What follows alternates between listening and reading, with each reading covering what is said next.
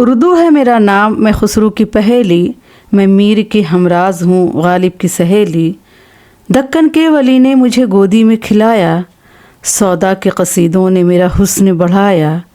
ہے میر کی عظمت کے مجھے چلنا سکھایا، میں داغ کے آنگن میں کھلی بن کے چمیلی۔ اردو ہے میرا نام، میں خسرو کی پہیلی۔ بسم اللہ الرحمن الرحیم۔ السلام علیکم ورحمۃ اللہ وبرکاتہ۔ بچوں خوش رہیں اور اپنا خیال رکھیں۔ آپ کا ہمارے چینل فرسٹ لرننگ پر خیر مقدم استقبال ہے۔ آج ہم لوگ پڑھیں گے اکبر الہ آبادی کی لکھی ہوئی نظم فرضی لطیفہ۔ تو سب سے پہلے ہم اکبر الہ آبادی کی حالت زندگی پڑھ لیتے ہیں، اس کے بعد نظم پڑھیں گے اور نظم کی تشریح سمجھیں گے اور نظم کا مرکزی خیال، نظم کا خلاصہ اور سوال جواب بھی دیکھیں گے۔ تو آپ میرے ویڈیو میں بنے رہیں، پوری ویڈیو کو اچھے سے دیکھیں اور اسکپ کیے بغیر پوری ویڈیو کو دیکھیں تاکہ آپ کو ساری باتیں سمجھ میں آ جائے۔ تو آئیے شروع کرتی ہوں۔ اکبر الہ آبادی کی پیدائش 1840 عیسوی میں ہوئی اور ان کا انتقال 1921 عیسوی میں ہوا۔ 1846 میں ان کی پیدائش ہے اور ان کا انتقال 1921 عیسوی میں ہوا۔ سید اکبر حسین رضوی نام اکبر تخلص تھا۔ ان کا پورا نام تھا سید اکبر حسین رضوی اور اکبر تخلص کرتے تھے۔ 12 ضلع الہ آباد میں پیدا ہوئے۔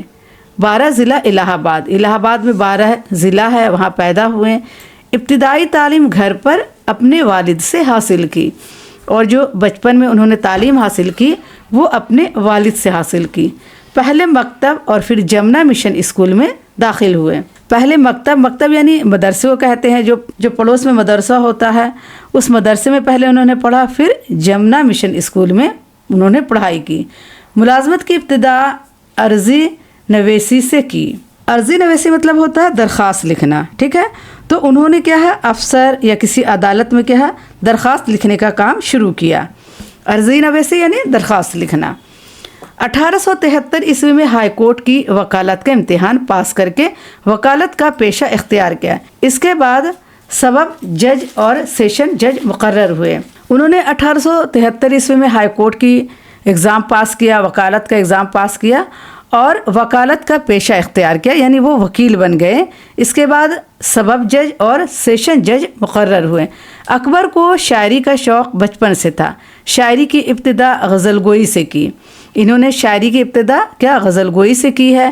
ان کی انفرادیت طنزیہ اور مزاحیہ شاعری میں نظر آتی ہے۔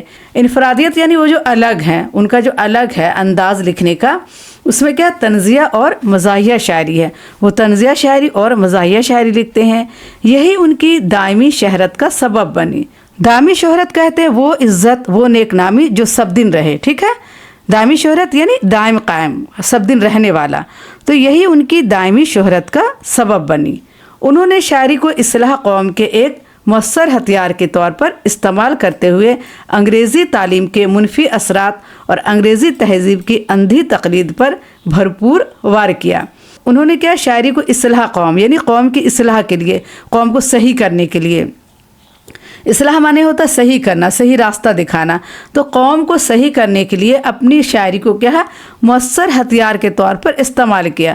مؤثر ہتھیار یعنی اثردار ہتھیار کے اپنی شاعری کو استعمال کیا اور اپنی شاعری میں کیا ہے لوگوں کو بتایا کہ جو انگریزی تعلیم ہے اس کے منفی اثرات کیا ہے، یعنی نگیٹو بات اس میں کیا ہے، اور جو انگریزی تہذیب کی اندھی تقلید کی جا رہی یعنی انگریزی تہذیب کے پیچھے لوگ بھاگ رہے ہیں، اسی طرح سے جینا سیکھ رہے ہیں، تو یہ کیا ہے بہت غلط ہے، اور اس کے منفی اثرات کو یعنی ان کے نگیٹو بات کو انہوں نے بتایا اپنی نظم میں، اور اس پر کیا ہے اندھی تقلید پر بھرپور وار کیے۔ یعنی انہوں نے بتایا کہ ہم جو انگریزی تہذیب کے پیچھے بھاگ رہے ہیں تو اس سے ہمیں کتنا نقصان ہوگا۔ اپنی تہذیب کو چھوڑ کر، اپنی روایات کو چھوڑ کر ہم کیا انگریزی تہذیب کے پیچھے بھاگ رہے ہیں، اس کی اندھی تقلید کر رہے ہیں، تو یہ بہت غلط ہے، اور انہوں نے ان سب باتوں کو اپنے نظم کے ذریعہ بتایا۔ مذہبی اور تہذیبی روایت سے نئی نسل کی بیگانگی नौजवानों की बेराह रवी, औरतों की बेजा आज़ादी ख़ास तौर पर अकबर के तंज़ का निशाना बनी। और ये जो नई नस्ल है, नए नौजवान हैं, उनको क्या है मजहबी और तो तहजीबी रिवायत है, इनसे क्या है बहुत बेगाना है, उनको बिल्कुल पसंद नहीं है। और ये जो औरतों की बेराह रवी है, बेजा आज़ादी है, बेपर्दगी है, ये सब बातें अकबर को पसंद नहीं थी और इन सब बातों को उन्होंने अपनी शायरी में तंज़ का निशाना बनाया।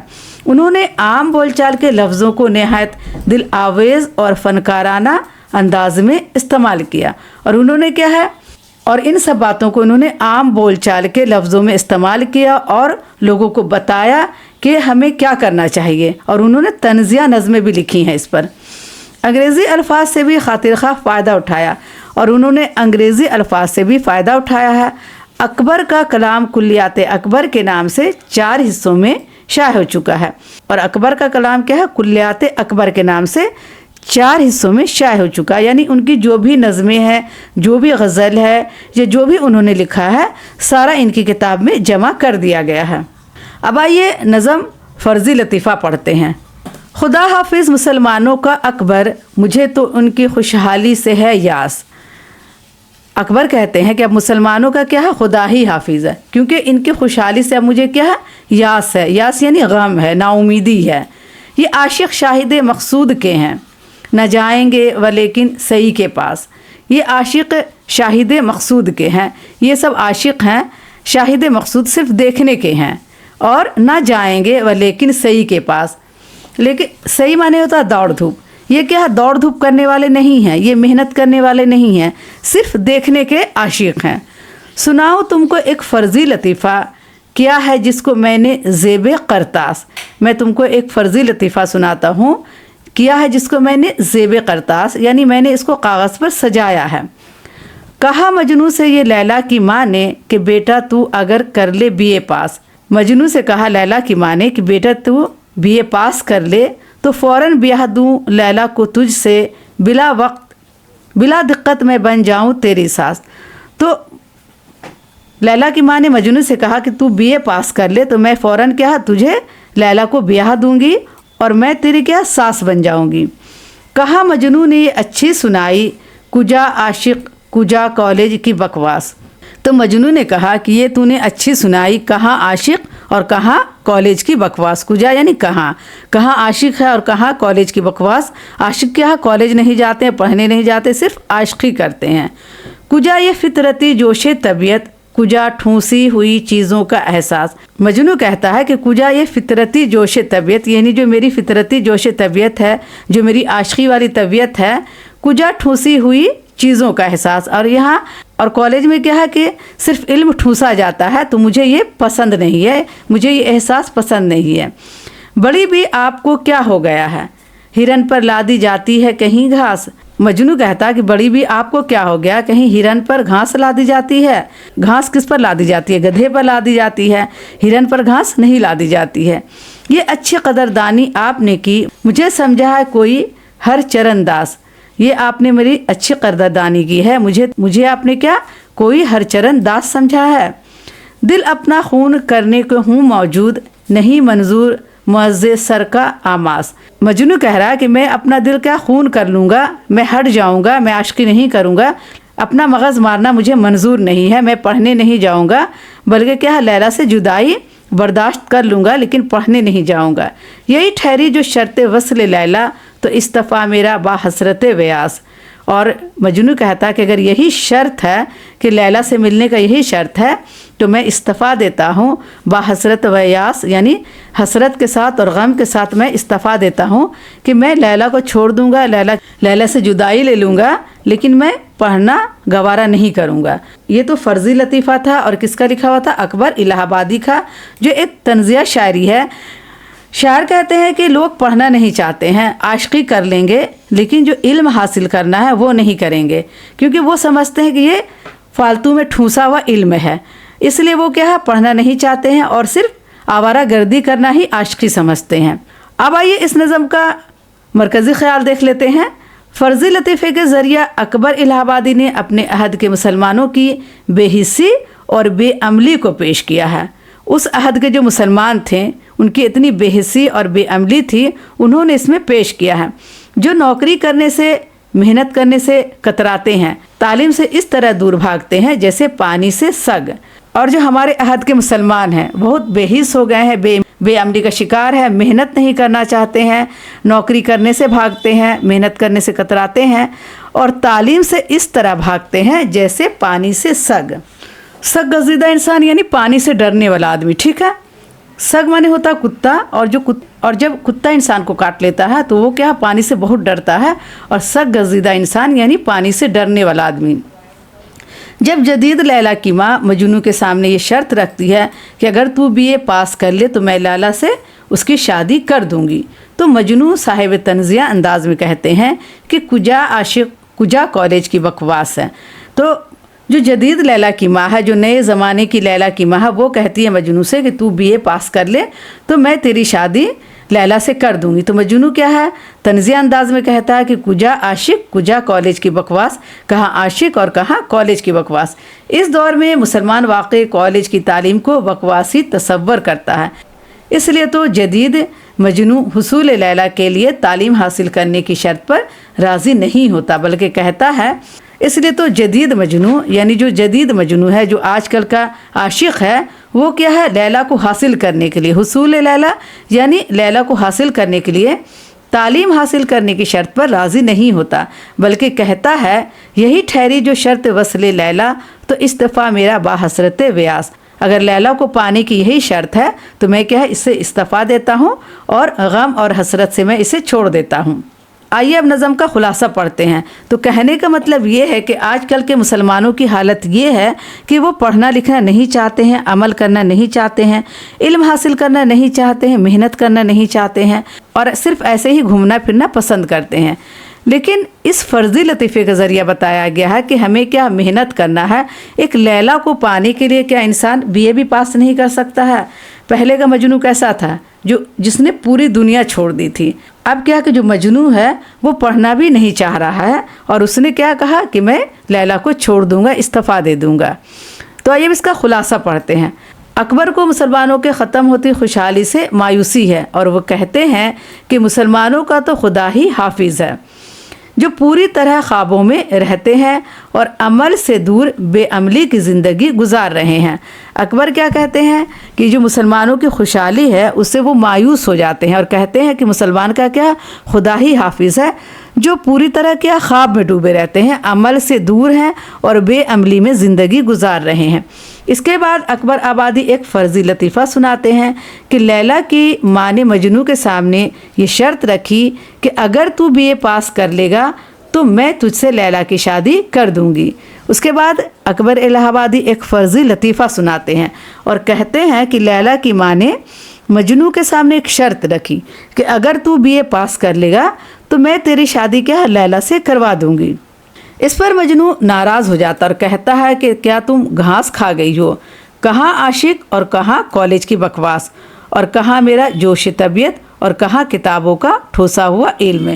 تو مجنوں کیا ناراض ہو جاتا اور کہتا ہے کہ کہاں میں عاشق ہوں اور کہاں کالج کی بکواس ہے، اور میرا جو یہ جوش طبیعت ہے اس میں کتاب کا علم کہاں آئے گا؟ مجھے کیا تم نے چرنداز سمجھ لیا ہے؟ مجھے یہ سب کچھ ہرگز منظور نہیں، اور اگر یہی تمہاری شرط ہے تو میں وصل لیلا کے دعوے سے دستبردار ہوتا ہوں۔ اور مجنوں کہتا ہے کہ اگر تمہاری یہی شرط ہے تو میں لیلا کے دعوے سے دستبردار ہوتا ہوں، یعنی میں لیلا کے دعوے سے ہٹ جاتا ہوں، اسے چھوڑ دیتا ہوں۔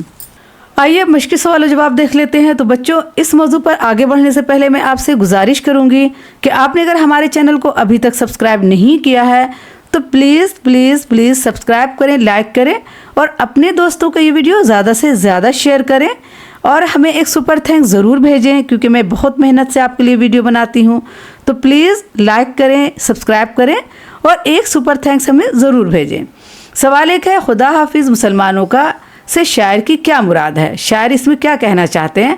خدا حافظ مسلمانوں کا شاعر مسلمانوں کی بے حسی، بے عملی اور تعلیم کی طرف سے عدم توجہ کی وجہ سے مایوس ہے، اور اس لیے خدا حافظ مسلمانوں کا کہتا ہے۔